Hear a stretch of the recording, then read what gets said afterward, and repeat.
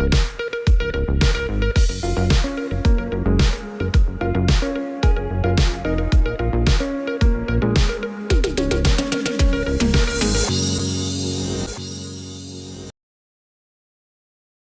News കാലാവസ്ഥാ വാർത്തയിലേക്ക് സ്വാഗതം.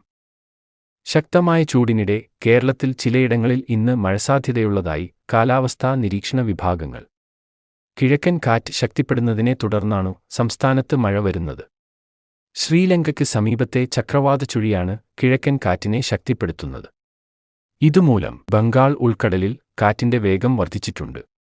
ആൻഡമാൻ ഉൾക്കടലിലും ദ്വീപുസമൂഹങ്ങളിലും കഴിഞ്ഞ ദിവസങ്ങളിൽ ശക്തമായ മഴ ലഭിച്ചതായി മെറ്റ്ബീറ്റ് വെതർ അറിയിച്ചു. തെക്കൻ കേരളത്തിലും തെക്കൻ തമിഴ്നാട്ടിലുമാണ് ഇന്നും നാളെയും മറ്റന്നാളും മഴസാധ്യതയെന്ന് മെറ്റ്ബീറ്റ് വെതർ അറിയിക്കുന്നു. തമിഴ്നാടിന്റെ തീരപ്രദേശങ്ങളിൽ ഇന്ന് രാവിലെ മുതൽ മഴ ലഭിക്കുന്നു.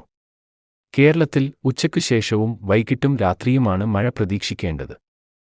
ശ്രീലങ്കയുടെ തെക്കൻ മേഖലകളിൽ ഇടിയോടുകൂടിയ ശക്തമായ മഴയ്ക്ക് സാധ്യതയുണ്ട്.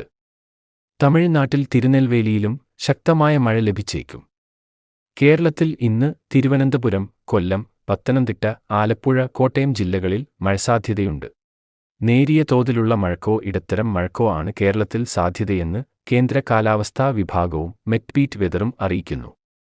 വൈകിട്ട് റാന്നിയിലായിരിക്കും അല്പം മിതമായ തോതിൽ മഴ ലഭിക്കുക. വെച്ചൂച്ചിറ, ലാഹ, മട്ടന്നൂർക്കര എന്നിവിടങ്ങളിലും മഴസാധ്യതയുണ്ട്.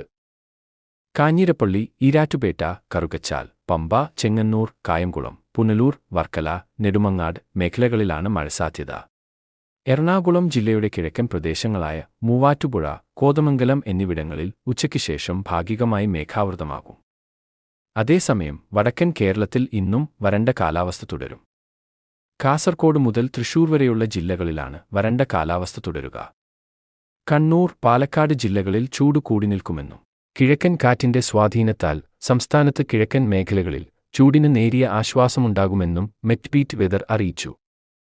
കാലാവസ്ഥാ വാർത്തകൾ കൃത്യമായി ലഭിക്കാൻ ചാനൽ സബ്സ്ക്രൈബ് ചെയ്യുക. നന്ദി.